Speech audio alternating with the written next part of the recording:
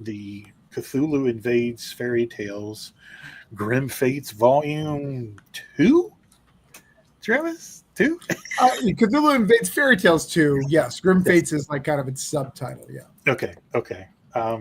So I'm going to go around the panel real quick and let everybody introduce themselves and tell us what they're known for real quick. So, Travis, let's start with you, buddy. Yeah, I'm Travis Gibb. I am the publisher of Orange Cone Productions. I made this silly book and put it together. I am known for a couple other books besides this. This is probably the one I'm most known for, second being Granite State Punk, Voodoo Nations, Broke Down, but I also run large communities. I run Indietober and do a whole bunch of other cool things. So I do a lot of stuff. Awesome. Sounds good. Neil, let's go to you, buddy. All right. I'm Neil Mockerman. I'm a writer, letterer, known for maybe nothing. I've written Doom Speaker and Cog and Flame, and we have a kids series out called Fort and some other stuff in the works right now. Awesome. Sounds good. All right, Dan, let's go to you, bud. Yeah, hi, Dan Schmidt. I self-published a couple of graphic novels, Worms Crawl In and Worms Crawl Out. Currently, I letter the book Immortal Era by Ed Davis. Just completed a book with him that is not yet out called Floaters. Also do some work with another book called Frontier Forever. And of course, work a little bit on these Cthulhu books with Travis. Nice. Sounds good. All right, Austin, let's go to you. Hi, I'm Austin. I've written a bunch of comics that you've never heard of, and that's fine. I don't expect you to know who I am. You probably shouldn't. Yeah, I don't know. I don't have anything better than that. Yeah. Okay, that's good enough. That's not true, Rodney. He's friends with Phil Hester. He should brag about that. If I was friends with Phil Hester, I would. Hey, man, that's a card I would use, brother. Right, I would use that card every day. He does not. All right, and I'm actually more his friend to be friends with Phil Hester, to be honest. That is my long-term goal. Me, so. For those of you that don't know who I am Rodney Fike. I am an artist and writer with Hasm Productions, working on books. Roadkill Rampage, when I've done books in the past, Peanut Pudding and Jelly, Unchained, Doghouse, as well as way back in the younger years. I did a superhero book called The Superior 7 back in the 90s. Yes, I'm that old. So been around for a while, done a lot of things. So that's who I am, and that's kind of what I do and what I've done. So tonight, we're here to talk about the big bumpy guy that goes bump in the night, Cthulhu. So Travis, this is kind of your baby. What was the genesis of this? Where'd this come from? So it happened in an IKEA. Like most things, right? Like all good things. Wait, you We're built in the middle this of the in maze. No. You really can't get anything at IKEA, right? Actually, we went for the meatballs. Heather and my wife had never been, so we went for the meatballs. We actually had no intention of buying anything. I don't think we even bought anything, to be honest. Hey, the meatballs are solid. Yeah, it was around our like wedding time. I don't think we went for our anniversary or anything, but I think we were just around that area. I was like, let's go to IKEA.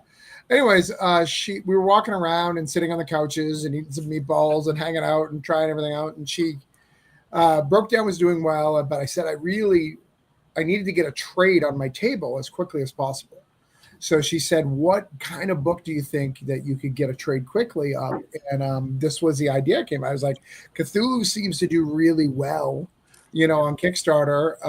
I think if we mix that with things that public domain, people can use Cthulhu because it's public domain. If you mix that with some of these things, I think that we can do something really unique.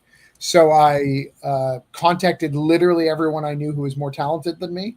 And I got them to sign on for Cthulhu Invades Oz, and we made that book. And it actually ended up being something a little bit more special than just an anthology, because all of us here have, at least in our dreams, to work on Marvel or to work on Spider-Man or Batman or Daredevil or whoever your favorite character is. Maybe it's not. Maybe you really hate the big two and you want to work on Spawn, but there is something from your childhood that you want to work on. And then I found that this kind of gets that itch for some people, right? Like I'm probably not going to be able to write Spider-Man like I want to, I wrote Dorothy in Oz. I wrote, someone has written Alice and Tin Man and, Peter Pan and other books. I wrote Peter Pan. I know Dan's written Cinderella, recently. No, Sleeping Beauty. Getting to be part of all these really, really cool things. John, you have an invite, by the way, if you check your whatever. Yeah, come on, John, get on in here. He has an invite. We need to fill that middle spot. Here, I can actually get to it right now. So that's the premise of it, and it's grown to its own beast, right? We're on volume. This would be the 5th volume in the series. It doesn't seem any little bit to slow down, which is great. Yeah. That's cool. I know I was excited when you reached out to me and offered me. You reached out to everybody, and I threw my hat in the ring, and you picked me. So I was very grateful for that because I had a blast with the story that I wrote. I've never written. I mean, Roadkill Rampage is a horror book, but it's different. Right. It's kind of a grindhouse kind of horror story, but this is I got to play with like thematic fear and stress in my story, which is pretty much the basis of Cthulhu. So I just had a blast with it. What about all you other guys, Neil? How about you, bud? No, I completely agree with what you're saying. It's kind of my first foray into horror of any kind. I've written a couple scripts that I never did anything with, so it was nice to kind of get feet wet with that, a little short story, and I've been wanting to work on Travis's stuff, so yeah, it's just been a good opportunity so far. Yeah. Austin, what about you, bud? What do you hold on. Oh, what? Neil is bearing the lead. Hey, Cameron, you need to say where we met, and I promise this. All right. So what was that Cthulhu Invades Neverland? No, it's Wonderland. Wonderland. Neverland's actually nominated this year. Well, we don't know yet, but hopefully it's nominated this year. So when they were up for the Ringo in Baltimore for that, you had a whole crew there supporting you at the awards, enough to fill a whole table except for one seat. I was just kicking it, and I got put at their table, and so I became an honorary member. I believe I signed a couple of the books just for the hell of it that were around. We just got chit-chatting, and I must have been an okay table guest, so yeah. So you weren't the worst table guest, Neil. I was far from the worst table guest at that table. Your wife told me my patchouli was nice. It wasn't too strong like it usually is. Okay. That was like the first thing she told me. I'm like, all right. So you got your start as a chair filler. Yeah. That's I took the chair filler job, and hell, here we are. Yeah, we had a 12-seat table, and we had 11 slots, and we're like, they won't sell the one slot. Of course they did, and they sold it to Neil. Yeah, I had never been to Baltimore Comic-Con. I knew two people that were up for Ringo's. Ellie Wright, who was doing colorists for Doomspeaker, was up for a Ringo, and I think Chaz might have been that year too. So just kind of hanging out, seeing. So nice. No, it's a good, weird experience that's led to some good connections. That's good. So this is fun. Let's go around and let everybody tell how you met Travis. Austin, let's go to you, bud. Well, I tried to think. So I was very aware of who Travis was before I met him, because I mean, like he's everywhere. If you're any part of the comics making community, you will find him. So I knew who he was through seeing just his stuff on Kickstarter, and like I was always seeing his Discord that he has and different things. And I first started talking to him. I had a book published by Band of Bards, and I can't remember how his was out before mine. I can't remember how much more before mine, but then I kind of started chatting up with him through that. And that was how we've never actually met in person. So I've not been excommunicated yet. Yeah, that's how I met. All right. What about you, Dan? So I've never met Travis before. Hi, Travis. That's not true. I think we were on a couple of shows like this before in the past. No. No, I saw on the internet he was, doing a call for talent for some books or something like that, and then that's kind of how I got into his world. But you're old school. I mean, you were doing when I was doing Broke Down before Cthulhu was even a thing. Dan and I were in the trenches together. You know, Okay. because you were doing work way back then. Yeah, that's true. Yep. Well, I met Travis pretty much similar to everybody else online, just kind of seen him everywhere. And at that point, we were doing a Throwdown hot and heavy, Sean Forney and myself, and was on a bunch of podcasts for all the Kickstarters and stuff that we were running. So that's kind of how I met Travis. And I have officially met Travis face to face. We actually broke bread together in Orlando this year at MegaCon. So we had dinner together with him and his lovely wife and 57 other people at a table that seats 12. I go big. I have a posse. You do. And you had a fabulous waiter that took very good care of us.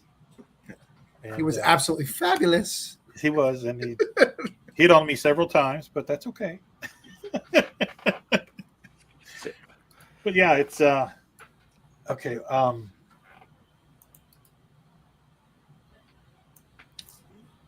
Travis, what else, man? Just Yeah, no, I can talk about what I think that this part is we kind of go over maybe the books, and talk about them. I still don't know where John is. I sent him the StreamYard, so John is in the ether doing something. I don't know what he's doing. Lost. he's His right. son. So I think I'd like to talk about the books. I also want to show something that I just got in today. So we have about 30 people from the past Kickstarter. Maybe it's 40. 40 people who haven't got the campaign. One of them is Dan's dad because his dad didn't fill out the survey. We all know people like that. I just got that one. But we got the metal bookmarks, so I wanted to kind of show those. Oh, sweet. Cool. From the first volume. So those are really, really cool. I know Dan's package was delayed because he was waiting on it, so I just sent his up today. But aren't they cool? They are very cool. Yeah. They're all metal. But yeah, they're cool. This is what the new ones will look like as well, just with different characters. Hang on a second. Tina's going to make you. There you go. Nice. And I think, Dan, this is you too, this Cthulhu. That's from yours, right? Oh yeah, nice. That looks awesome. Very cool. It's really, really cool. So these metal bookmarks are really cool. You can get them on the campaign. They're $7, but people tend to love them. They're different than the old ones. The old ones were. Let's see if I got one here. I'm going to flip my screen around and start drawing. Yeah, you can start drawing. Yeah, go ahead. The old ones are just green. So. Oh wow, eerie green. I love it. Yeah, just green and stuff, which is cool. But these new ones, they just feel they feel more professional. Even though I kind of like this feel. I don't know. We'll figure it out. No, they all look great. Anyway, and then I think Dan, are you going to draw as well? I'm going to switch your screen, or Yeah, I can do that. What do we have a theme other than Cthulhu? Just the monster. I think Rodney's just drawing the monster. Yeah. Yeah, All right. I just picked him today. I was like, well, okay, let's do Cthulhu. Let's do the big guy. Let's see the big guy. But yeah, let's talk a little bit about stories of what people are doing. I'm going to run the show a little bit so Rodney can, focus on drawing, which is really cool. Because the normal aspect of the show, if you don't know, is like Rodney will get two people and they'll just kind of counter draw for each other. They'll kind of like do a talking and like drawing battle, correct? It's a throwdown kind of. Yeah, not like a real battle. Yeah, we don't do sketch offs anymore. We it's probably in the near future. We've talked about it. So okay, that the battle seems to draw a bigger audience. So I think we're gonna probably go back to that. I think people just love people drawing. I think that's a thing. Yeah, I so agree. let's talk to Austin. Austin, Hi. you're in the thing. Actually, we can share the link too. Dana, can you share the link out? Yes. All right. And actually, can I? I'm going to present if that's okay as well, so I can show the campaign and talk about some stuff on it.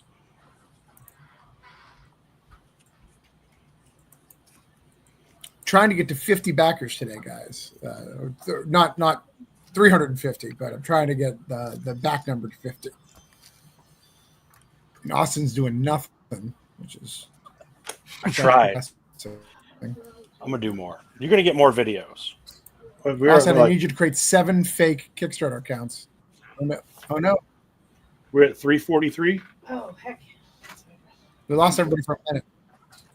Oh, we here. There we go. Yeah, I've got my screen shared. If I can do it, then I can kind of take over for a second. Hold on a sec. I had too many keyboards. I had to get rid of the keyboard. Sorry. There we go. So this is Cthulhu Invades Grim Fairy Tales. We've unlocked a whole bunch of stuff. Again, we're trying to get that 50 today, 350 backers, so we can unlock a new digital comic. We've got some cool characters in here. We've got, 3 little pigs. You got the Frog Prince. We've got Sleeping Beauty. Luckily today, we've got like 2 of the cover. We've got Sleeping Beauty, who's on 2 of the covers, which is done by Dan, who's here. And we've got the other cover is Jack of the Beanstalk, which is done by Rodney. So we've got a lot of peeps in here that were cover worthy. Oh, even Austin's Frog's here. Hey, it is. I didn't catch that on that one. Well, let's be clear, Travis. I didn't do the artwork on my cover. No, I know, but it's your story. You did check. I mean, I could take credit for that awesome cover, but somebody will call me out on it. I don't want that. Your style. I think Irwin has a very unique style that it's very hard to duplicate. And dude, all I gave him was like, I looked up Jack and the Beanstalk and I saw an angle I wanted. I was like, I want this angle. Yeah. It's like, I got you, fam. And then this was literally, he did this book, that cover, this mother effer did it in 24 hours. Holy crap. That's crazy. That cover was done fully colored in 24 hours. That's impressive. Very impressive. It took 3 days, but only because I messed with the colors and decided that he knows what he's doing. Because, that's what us writers do sometimes. We mess with things. I wanted to, I was trying to get more of a glow on it, on the Beanstalk, and it just didn't look right because it makes it look less realistic, which goes against everything else in the picture, Right. All right. So let's go through here. So we've got Beauty and the Beast, and then we've got the Frog Prince. This is the requested image that Austin wanted. It's eye-grabbing. Hey, now. Who doesn't like frogs? Austin, what's your story about? So, man, I want to start before I talk about my story that I just did a Substack post about this weekend. I did a newsletter about how I really wanted to be a part of this, but I don't have an affinity for H.P. Lovecraft at all. I'm sorry. Please don't stop. I get why people like it, but it's not really my thing. And so that's kind of really one of the, I wanted to be a part of this because I like Travis. A ton of my friends are in this, a ton of talented people that I just am a fan of. But I think it would be fun to tackle something that you don't necessarily have a love for and try to make it your own in a way. And I feel like I did with this. It's the Frog Prince. I mean, who doesn't know that story of kiss me and I'm actually a prince. And that's literally what this story is. It's pretty much essentially the same. It's just the reasoning. And the only thing I'll say that won't give anything away is that the first page, the princess shows up and she's like, I'm here to kiss you. And he's like, Frog is like, dude, it's been 4 years and I've been trying to convince you to kiss me. What changed? And that's what the joke of the story is about what changed to make her suddenly believe that he was a prince. Nice. Now I'm intrigued. Nice. That's nice. Yes, yeah. And again, this image was the image that was very important to Austin. The other, I'll even give you some behind the scenes. somebody else had this story. A really good friend of mine, a very, very talented writer. I won't throw him on blast, but he didn't get it done. He missed several deadlines. And then finally, I came to him and said, hey, man, I'm going to have to put you for the project. He's like, oh, I'll get it over the weekend. And I was like, man, there's a lot of people. And Austin was a guy who I was thinking in mind who would be really excited to do this. And you didn't get it done. You missed several deadlines. It's not one. I'm not just like abandoning you. Like, you missed all the deadlines. We should be in art. So I'm gonna pass. The artist is messaging me going, hey, am I out of the book? Did you kick me? Because the artist is ready to go.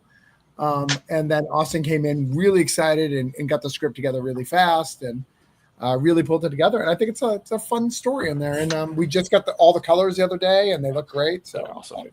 Yeah, it looks awesome. That was actually another really cool thing about this is like I have in my creating outside of this, I've always been so used to I've got to find an artist, which is as fun as that is. Sometimes we all know how challenging it is to find a collaborator sometimes because of timing or whatever.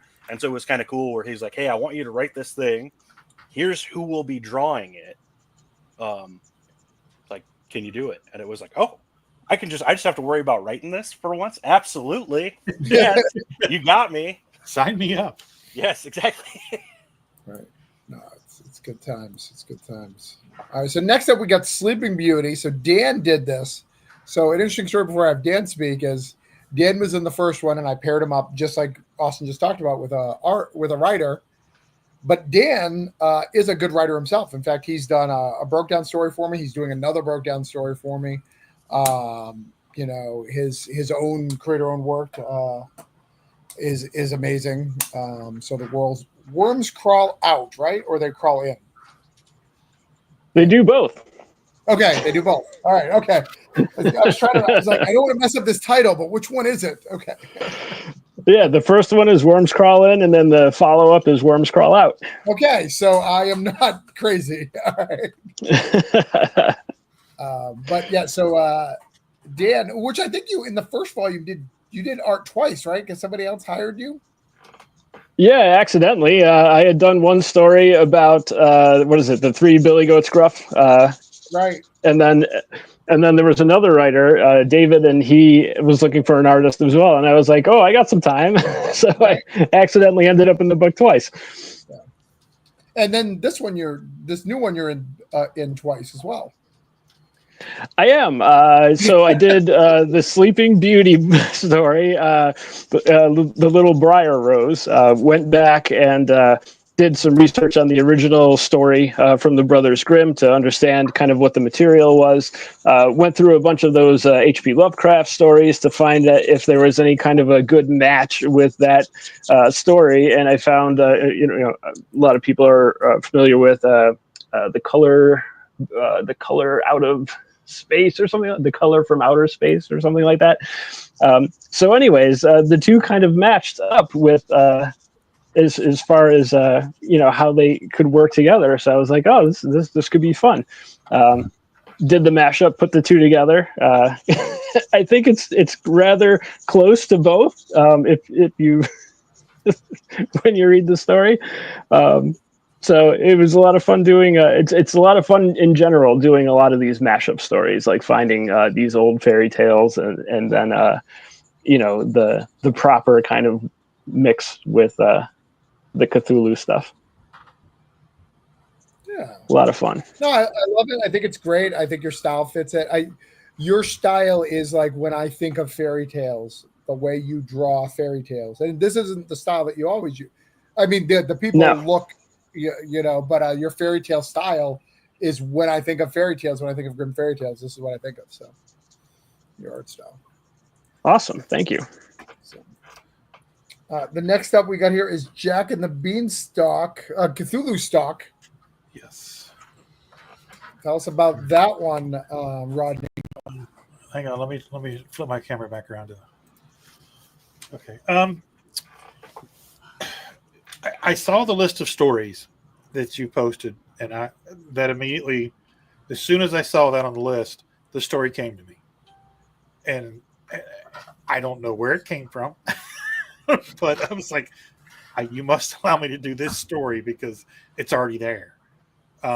It's just it's the story of, and we all know the story of Jack and the Beanstalk. It's just a story of desperation and just trying to find a way out. And wrapping that around the Cthulhu theme to me was a no brainer. And that's exactly what it is. He's trying to dig himself out of his hole. And I went back and honestly, I haven't read H.P. Lovecraft in probably 25 years. Mm-hmm. And I have a book that a friend of mine gave me for my 20th birthday. Oh, wow. And it's been on my bookshelf for 20 years. And I haven't probably touched it in a couple of moves. And so I pulled it out and I read the story, and I read a bunch of other stuff, and I was like, I really don't need to read it because I already know what I'm doing. But it helped me with the imagery that I wanted to portray in the narrative. Right. Just that sense of foreboding doom, So that's just what I ran with, and it's woven all throughout the story, and it was fun to weave it, and yeah. So I had to have complete blast. Yeah, you get to work with the Orangewood Staples, the Bag Brothers. They do Our Book Expired, and they've done some other stuff. And they are hardworking people. They're a little slow, and I'm not throwing shade. They admit it. If you hire them, they'll tell you they're a little slow, yeah. but they get it.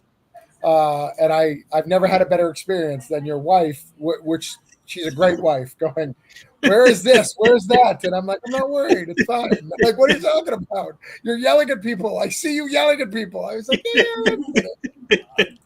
yeah. What's funny, I talked to, I believe it was Sean. We had a phone conversation, and he told me, he warned me. He said, look, I've got this and this and this going on, and yada, yada, yada, and this and that and the other. He said, you'll get mad. You'll think that we're not working on it, but we are.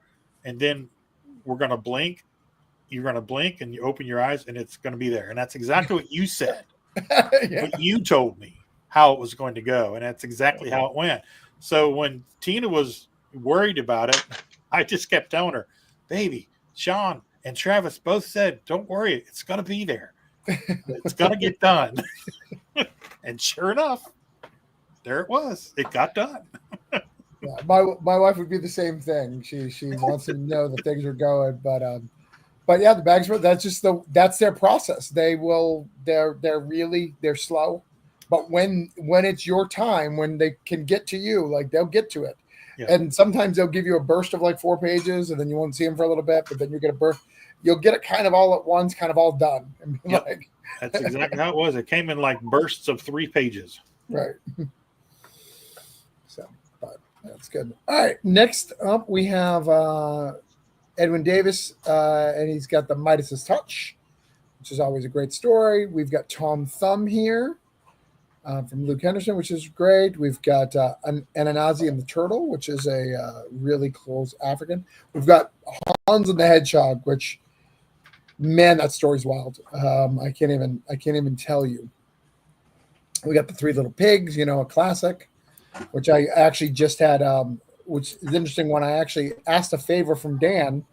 Ryan Wolf, who you guys all know, do my book Upheaval. Love the guy. He's a great creator.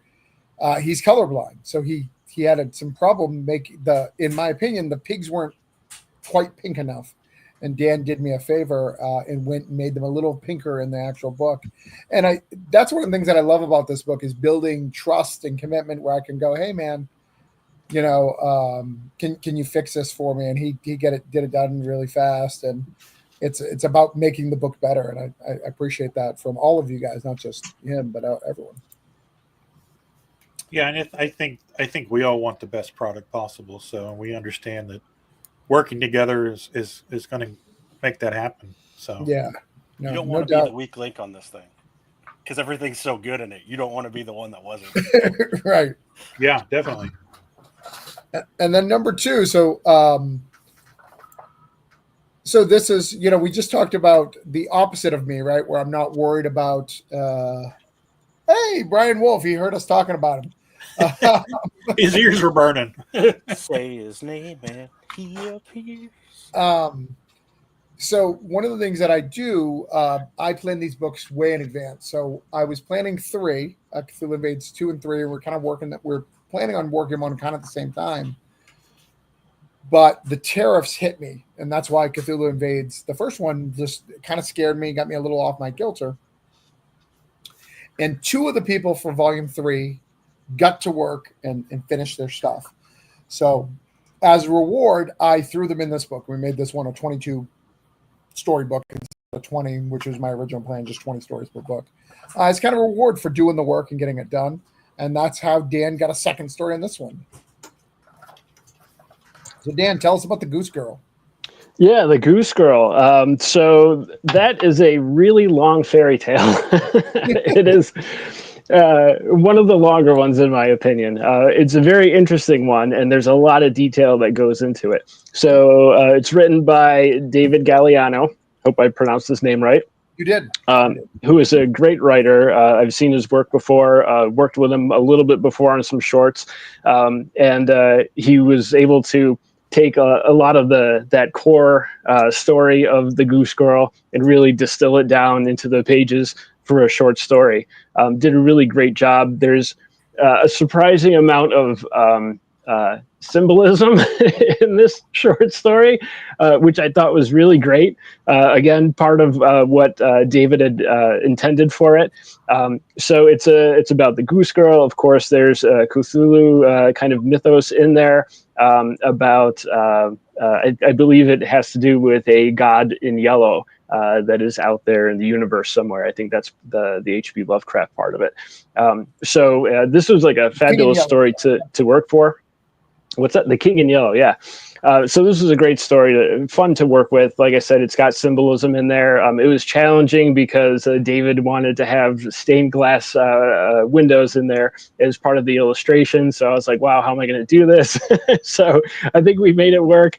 One of my favorite stories that I've done in my career here with doing comic books. It was really fun. But I have to ask, and I'm hoping David gets on a show so I can ask him. There is 0 goose in this story. So the legend of the Goose Girl is kind of weird because it doesn't really the goose aren't critical to the story. I'm not sure why the Brothers Grimm called it the Goose Girl. No, it's the job that she had, right? No, but there's no goose drawn in the story. There's 0 goose. I think they're in the background. They're in the background in like 2 panels. Isn't that what's flying over the castle in the little thumbnail there? Those are geese. Those are sure. Let's go with that.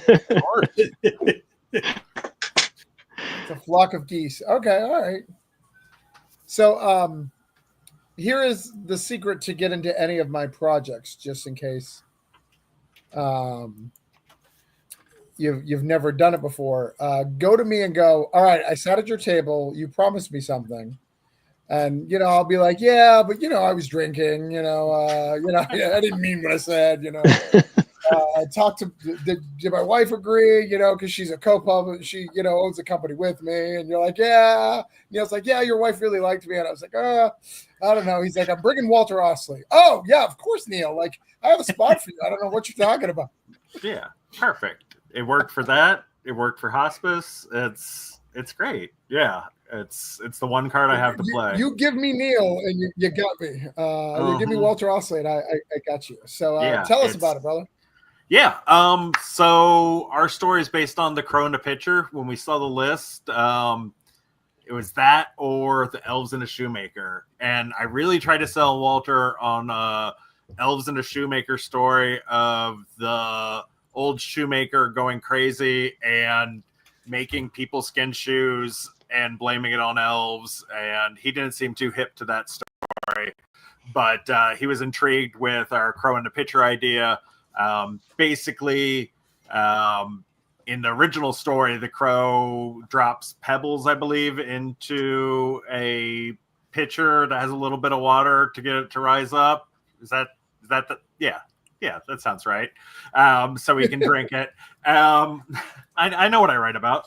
And the water rises up, and then he can drink it because it's at the water. Exactly. So, being a Cthulhu-based story, like we wanted the character to be giving more and more, and in this case, it's lives or his crew as he gives more and more in front of the big Cthulhu idol for the ultimate gift to rise up to him to get. So it was a fun little story. We decided to use dwarves to link it fully into that, and the dwarves' names that are briefly mentioned in are actually the original dwarves' names in the stories. So we just wanted to throw that little nod back to the original 7 dwarves there, and we named the boat the Crow. So there, it's all linked in nicely. It's all tied together. Yeah.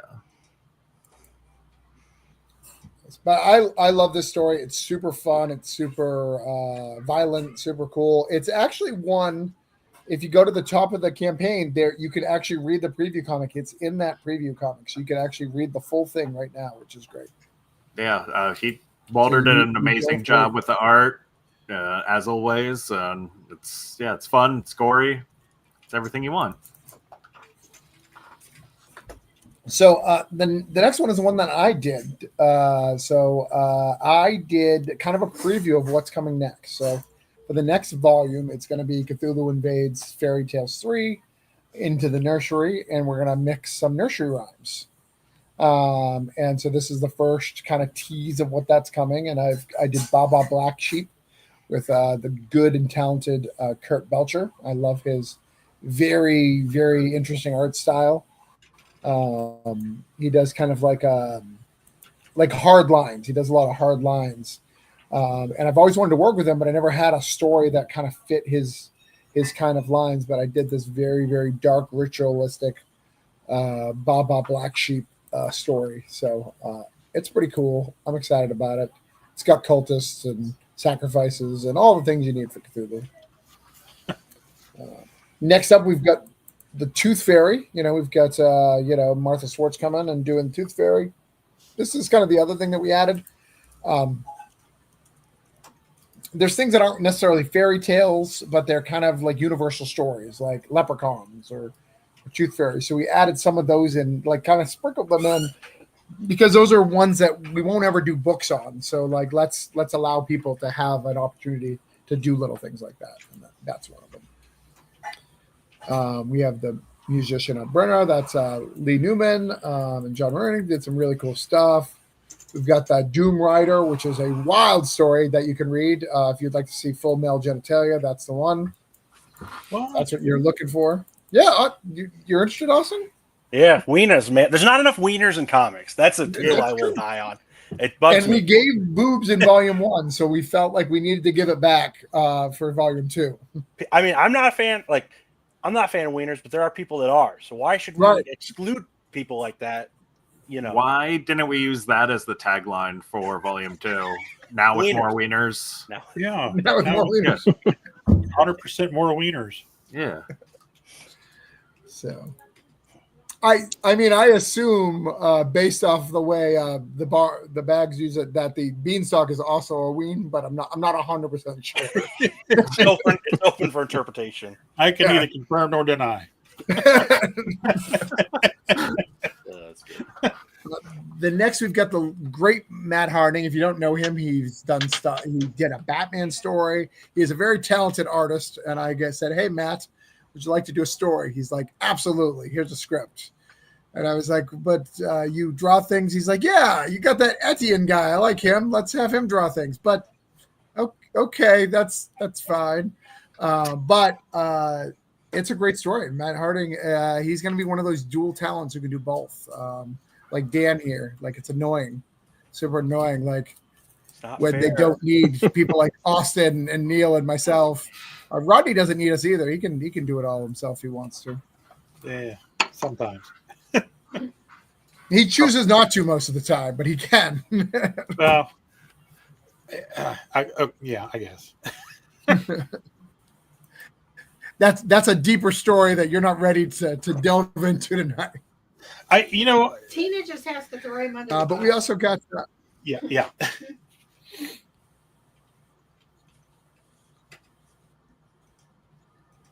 what am I doing? Am I throwing people under the bus or no? No, No, I you're- said Tina needs to throw Rodney under the bus. All right, next up we've got okay. The next up we got the Mouse, the Bird, and the Sausage, which is a wild story that apparently needed mechs. We had Oscar Ozar do it. It is a wild story, much like Brian said, Cthulhu beef sausage. I assume that he was talking about this and not about that other subject we were talking about. Sausage, not We wiener. got the Red Shoes, bringing Stoney Williams and Ben back. What's that? Said sausage, not wiener. I mean, technically, as a Doesn't- former butcher here, there could be wiener in sausage, and you wouldn't know. I'm just throwing that out there. Just throwing it out there. We got the Doom Prince with Josh Wilson, he's great. Josh Wilson was nominated for a Ringo the year before. He's a great writer. He brought his creative team from that Ringo nomination to make a cool story called the Doom Prince. We've got the Gingerbread Man from Adam Barnhart from Shit Show from Scout. And then we've got Jimmy Gasparo doing The Lady or the Tiger. And Jimmy is just a podcaster from the Comic Book Yeti, but dude, that man can write. He's very, very talented. I'm so happy to get him in here. But yeah, that's what we've got for this volume. The rewards are here: $29, $35. We're not going to go into the rewards. You're either going to buy or not. Digital starts at $12. Cheapest book starts at $39. But it's good stuff, and you can get all the old books here. So it's cool. You can even get the last volume if you want. So you can see some. And look, we do a signing, which is nice, and we all hang out and we sign books. So There you go. but yeah, I'm proud of this book. I'm always proud to be doing it. Hey, look, we got a backer. Look You at got that. a backer. Nice. But yeah, this book is one near and dear to me. I love doing it. I love being part of creating it with everybody and building the universe of Cthulhu Invades. We're expanding it a lot in the future. We have a lot more books coming out in it because it doesn't seem to be slowing down. People seem to enjoy it. People get excited about it coming out.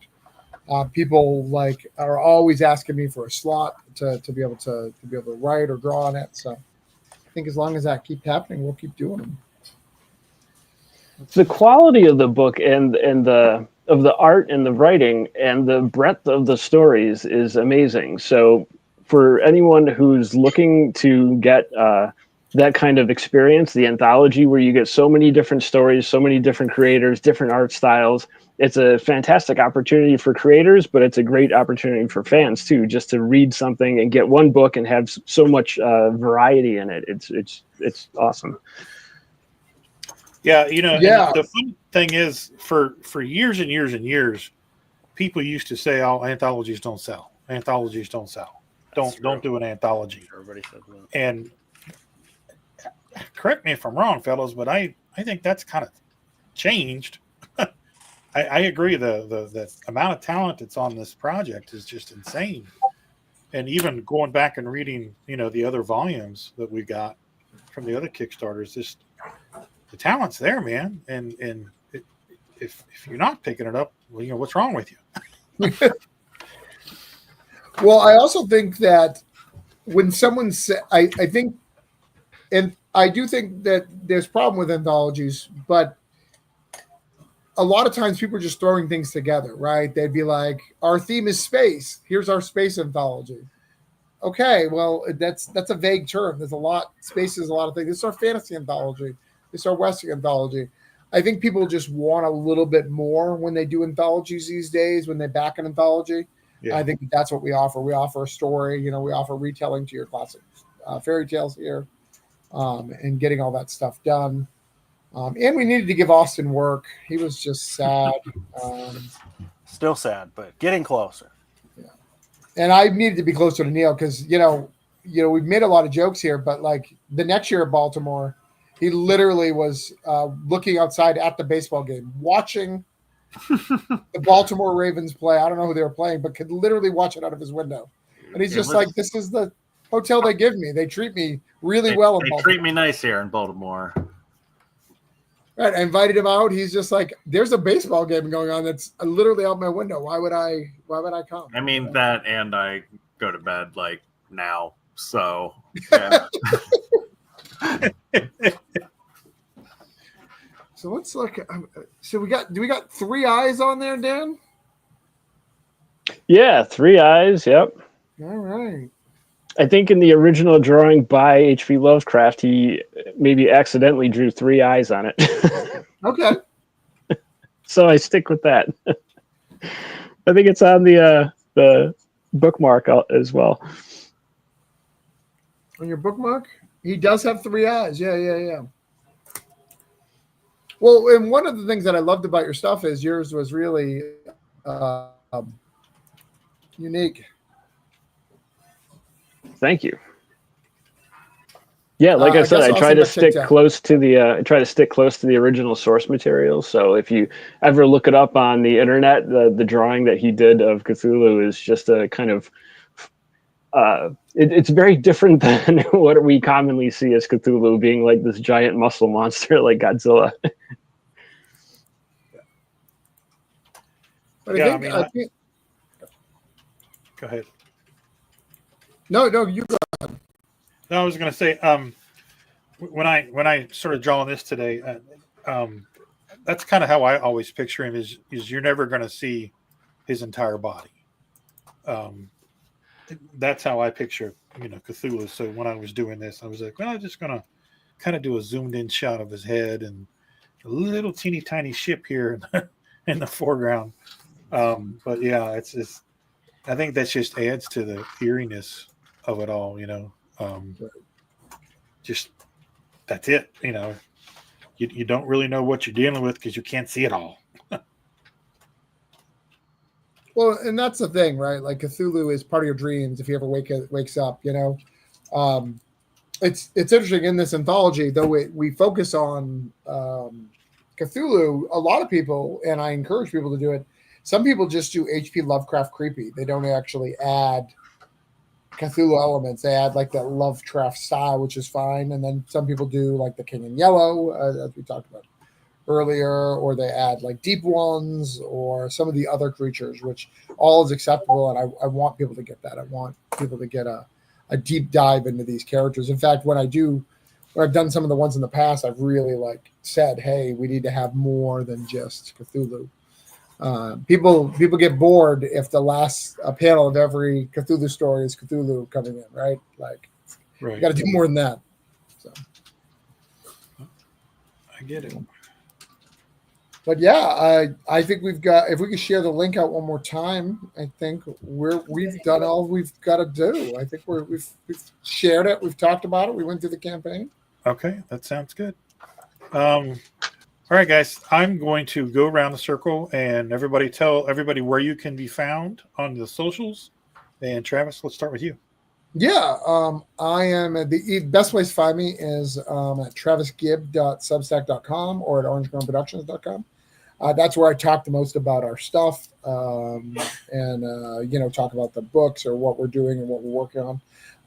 But right now, I want you to go to ThuluInvades.com and back to comic. All right, sounds good. Dan, let's go to you. I don't know where to find me. Geez. Go to internet search for Worms Crawl Out, or you can go to Instagram and go to at Dan_Schmidt_art. That's my Instagram handle. Fair enough. Neil, what about you? On most of the social medias, it's Neil Mockerman Comics or just Neil Mockerman. You can find me. Yeah, Facebook, Instagram, Blue Sky, Substack.